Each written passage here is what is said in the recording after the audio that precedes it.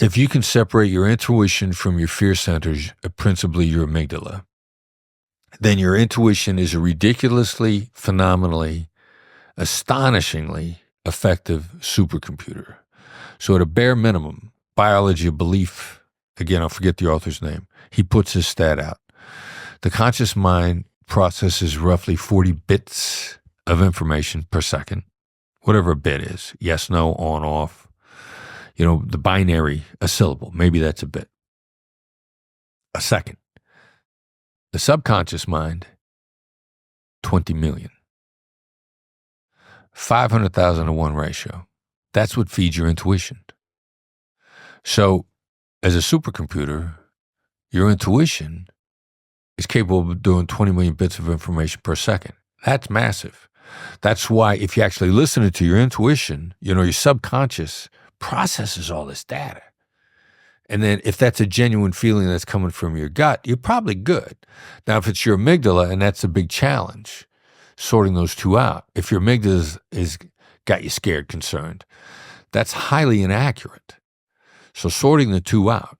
And then even to take it a step further, there's emerging data that there are quantum processes that your brain is capable of.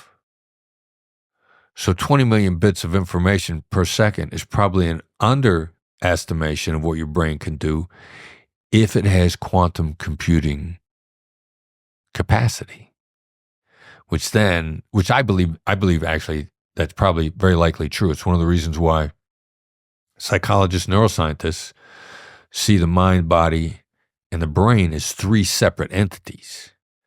So how is the mind a separate entity from the brain unless there isn't some quantum connection working there, which makes it a larger entity than we can currently measure? How do you separate fear from intuition? How do you know that's a challenge. So first of all, do you have any actual experience in the area? Are you assessing something that's completely new to you? Well, if it's new to you, you got no experience, you got no intuition for it. And it's more than likely your fear centers that are overriding things. But that is the challenge. And so as you go through life, you got to ask, is this a feeling or is this a voice? Is it a voice in my head that's telling me this? Am I imagining somebody criticizing me for doing this? Am I imagining somebody telling me I'm wrong? Well, it's probably your amygdala. But is it my gut? Is my gut reacting to this? And sometimes I'll ask myself, is this my gut? And then frequently, if it's my gut, like I've engaged in professional relationships with people where they gave me strategic advice, and I can very specifically remember thinking I don't think this is going to work. But I'm willing to go ahead and gather the data and find out. And I can't think of a time when I really felt like something wasn't going to work when I was wrong. But I was willing to proceed because I needed the information. I needed the data. You're more experienced than me in this area. So when I first moved to LA, I had this guy advising me on PR. He was supposedly a PR guru. And he was advising me on different approaches to people, different talking points, different stuff. And I just remember thinking but I'll go along because you have more experience here than I do. And the advice that he gave me was not panning out with any degree of success. But I wanted to learn, so I went ahead and went with it. So when do you know when to walk away? All right, so there could be a variety of reasons to walk away. But, if you're interacting with someone and they're on a certain path and it's just not working for you, you walk away. It's no judgment on anybody else. Just it's not working. Bad relationships. Your values don't align with somebody. Somebody likes a fast hustle, quick buck, the approach. There are gurus out there on communication that say your money's in the other person's pocket. It's your job to get your money out of their pocket. That doesn't align with me. So never heard that. It's out there. If you haven't heard that, then you're not familiar with this particular person. But it's real common. Okay, look, you make a lot of money, you're driving a Lamborghini, you're wearing expensive clothes, You got an expensive Panerai versus a cheap one. you got the great big giant Panerai, which costs 7 times as much, versus the one that actually looks good on your arm. Okay, that's cool. You could wear that now. Well, speaking of that, how much does appearance affect someone's perception or negotiation skills? Like, is it, do you approach the situation differently, or can a better appearance help you? Well, it's in short term, long term. Like, the flashier somebody is, the more chances are they're deeply in debt and they need all your money.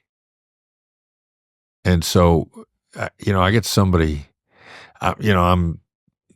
if you come walking in and you got a pair of tennis shoes on that are $12,000 shoes, like, all right, we may not align. Sure. But some people are very impressed by that. And that's a contributor to their success as they see it. But now the people who are impressed by that, does that mean they're at a level that they haven't, like, I hate to say, like, ascended to some, but it seems like the type of person who's impressed by those things might not be as, like, attuned to certain situations as someone who don't have the experience. Yeah. Maybe? Well, like maybe they haven't learned, like, hey, maybe those are tells that could be a red flag. a lot of those people are doing really well and are really happy. So my contention is they're not doing as well as they could. They could be doing better.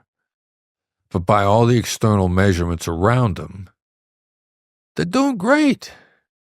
And they're really happy. Like, I've been in some of those folks' homes, and they got great homes in great places, and a lot of people they love being around, and they're really happy. And ultimately, sort of how happy you are with your life is really the measure. Now, do I think they could be more successful? Yeah, maybe. Do I think they could be happier? Maybe. They seem pretty happy now, but them knowing what they could do is an illusion, is an intangible. We got a guy that we coach a lot. We got a few really top tier negotiator, really successful entrepreneurial business people that we coach. And they will not go for a week without some sort of contact and coaching because their negotiation skills are at such a high level that if Tiger Woods doesn't swing a club for a week, he's not playing as well as you could. And one of them said, I made more money being collaborative than I ever made being cutthroat. And I was really good at being cutthroat. But for whatever reason, he stumbled over us. But before, he was doing really well. By all his other measures of success, external to him, he was doing really well. And when he made this switch to be less transactional and more collaborative, he's got way more money. So it's hard to know. It's really hard to measure into something that you don't see it around you. You see yourself as good or better than everybody in your industry. So by all external measures, you're an A player. But for you, for what you're capable of, you're probably a C player.